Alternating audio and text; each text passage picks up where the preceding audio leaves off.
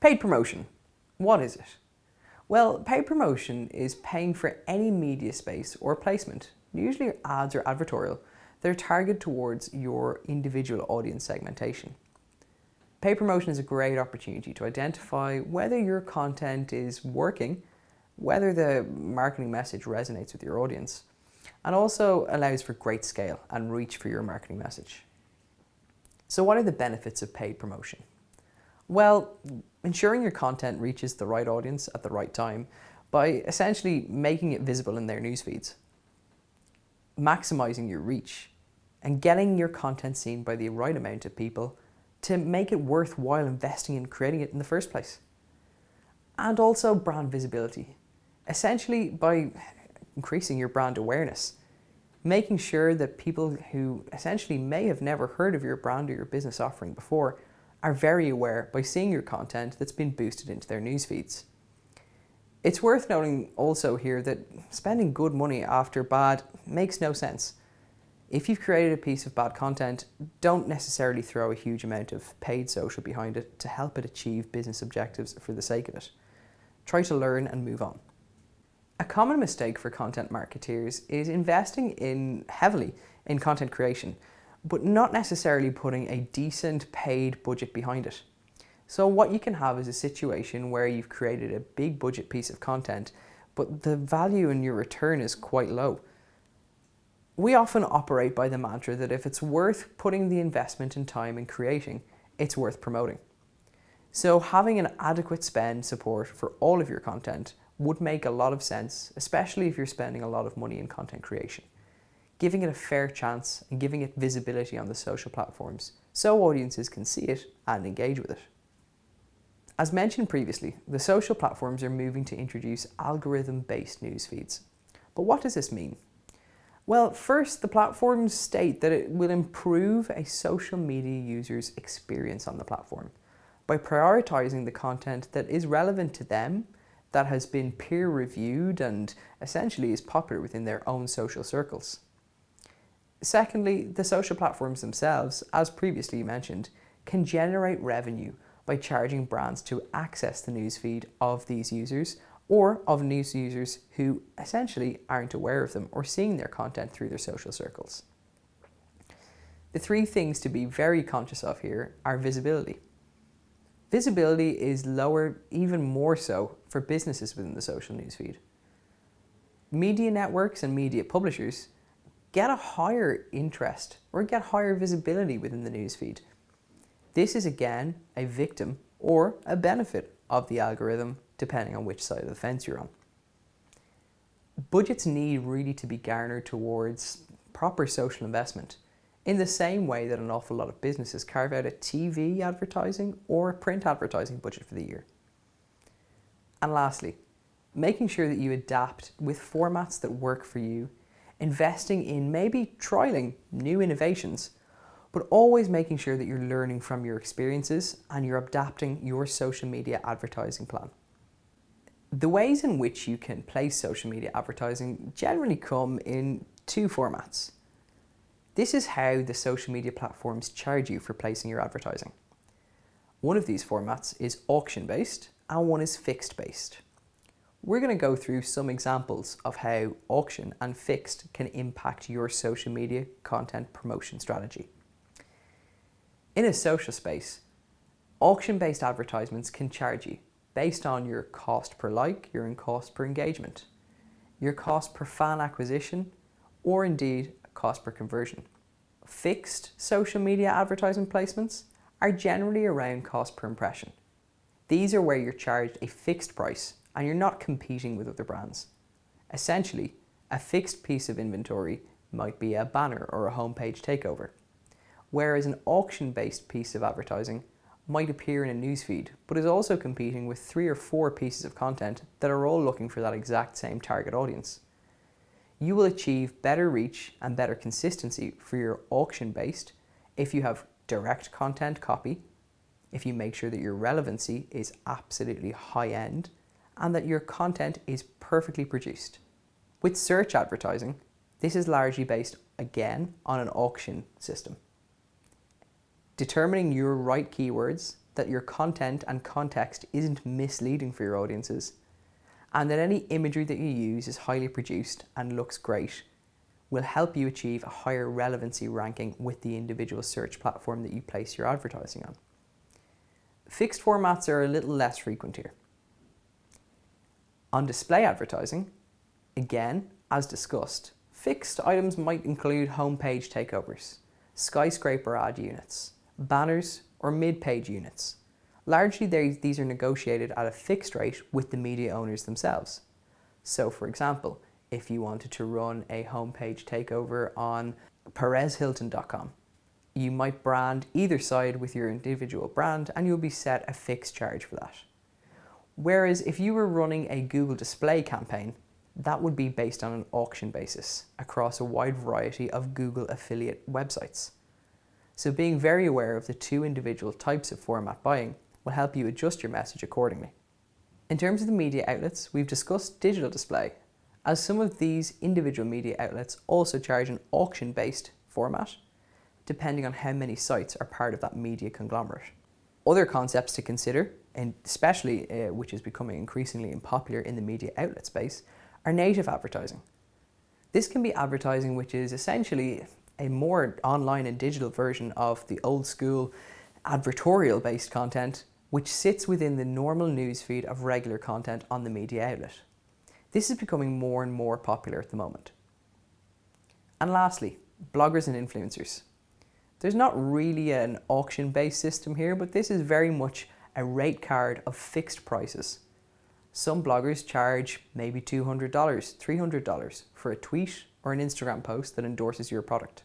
Again, be very, very aware of declaration if pursuing this particular method of paid promotion. Facebook advertising will be covered in a later module, but at this stage it's important for you to know that Facebook advertising appears in three spaces. Within the social newsfeed of Facebook, for consumers who are browsing their friends and family's posts, Facebook offer an opportunity for brands to insert their message in amongst that newsfeed content. Facebook display advertising largely appears on the right-hand side of a desktop view of Facebook. And finally, Facebook network. So this is where there's essentially a network of affiliate brands, media publishers, and indeed mobile apps that Facebook has access to.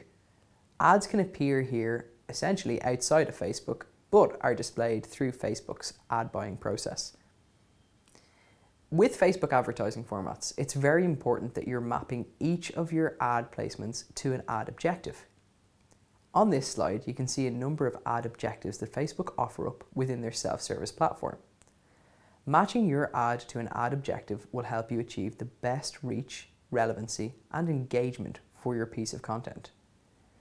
Follow the guidelines specific to each ad format. Rules like text overlay are quite important for successful placement of your Facebook or indeed Instagram ad through the Facebook platform. Moving on to Twitter, again this will be covered in greater detail in the Twitter module, but Twitter has also started to prioritize content serving based on audience insights. Sponsored content will push ahead of this algorithm just like Facebook.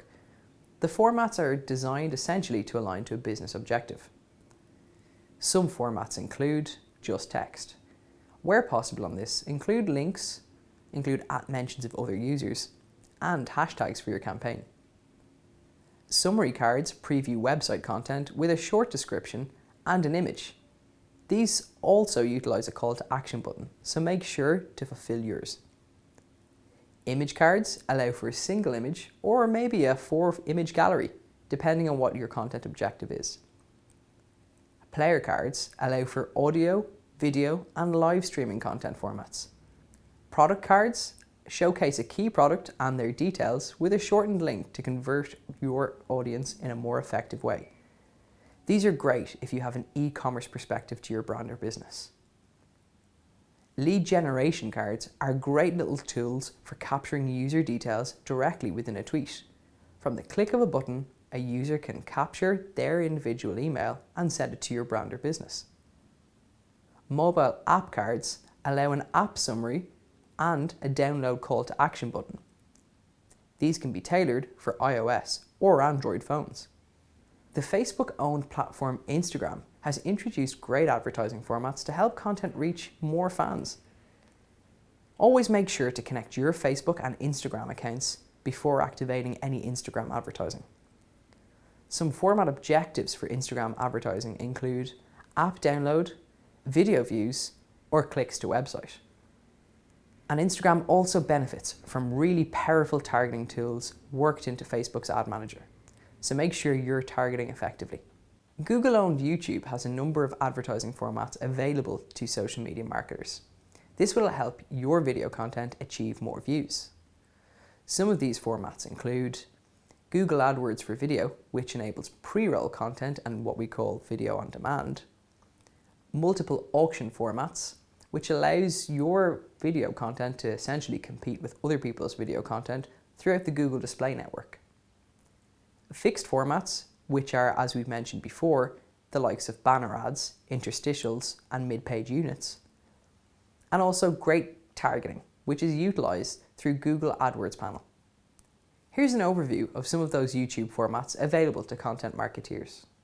In search ads, highlight your video in the YouTube search terms. This makes your video stand out ahead of all of your competitors. In display, shows your video as a sponsored item in the suggested videos panel on the right hand side. You can see it's highlighted in yellow here. In stream ads, also known as a pre-roll, play as a trailer before another video. These can also be incorporated to have a call to action overlay footer, which shows during video playback. In slate video ads, show your video as a suggestion at the end of a video play. These videos can be targeted great through contextual advertising and being able to identify your audience interest sets. With the auction format, you are competing for ad space with other advertisers, so make sure to set a maximum cost per view or a cost per impression.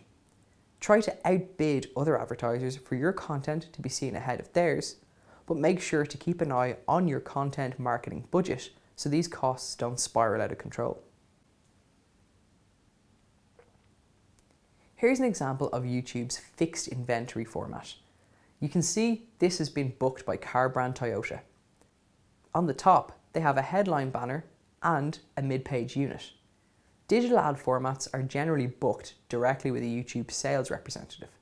It's important to note that these fixed inventory formats can be localized to your country. So you can change the language based on wherever you are. And it also means that YouTube can resell this format in a number of different regions. Other auction formats that we touched on briefly are search feed marketing. You can see here with Google, there is search terms which are highlighted in orange. These search terms have essentially been paid for in terms of placement. They're targeted by demographic, keyword, and also by auction bid, as we discussed previously. Targeting and optimizing is incredibly important to make sure that you're obtaining the most from your budgets. Google also offers a dynamic network of partner sites in which display advertising can be displayed. Essentially, this is moving images with a call to action banner that gets you to click through to an intended site or destination. Google Display Advertising appears by both contextual and specific placement on the Google Display Network. This means you can identify audience interest sets and topical interests to have your ad automatically displayed, but you can also specifically decline or choose which sites your content will be displayed on by using manual processes too. These are placed through the Google AdWords Manager. Targeting and optimizing here again is important to keep track of your budgets and make sure that they're effectively spent. With LinkedIn formats, we'll cover this in more detail in the LinkedIn module. But at this stage, you should know that LinkedIn primarily offers two advertising formats for content marketing. There are also additional recruitment advertising formats, but these aren't relevant for this module. The two formats available are text ads and sponsored updates. Both are available through LinkedIn's self-service advertising platform. LinkedIn also operates this algorithmic newsfeed similar to Facebook, which means publishers really need to leverage their updates with sponsored payment to achieve greater reach and potential engagement with their audiences.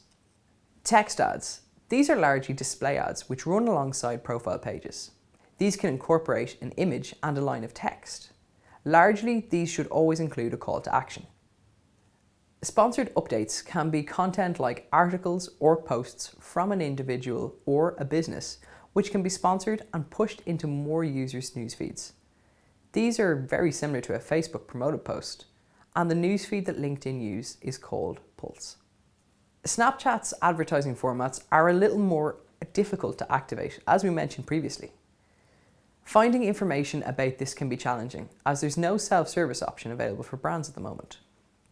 As mentioned before, these largely operate on fixed price models and have to be placed directly with a Snapchat sales representative. Anything from £35,000 up to $750,000 US for 24 advertising placements have already been reported in the media. Some of these formats include interstitials for brands placed through the platform's news or discover section. These are treated very similar to just mobile interstitial formats. You can see on this slide here, BMW sponsor the CNN Discover section.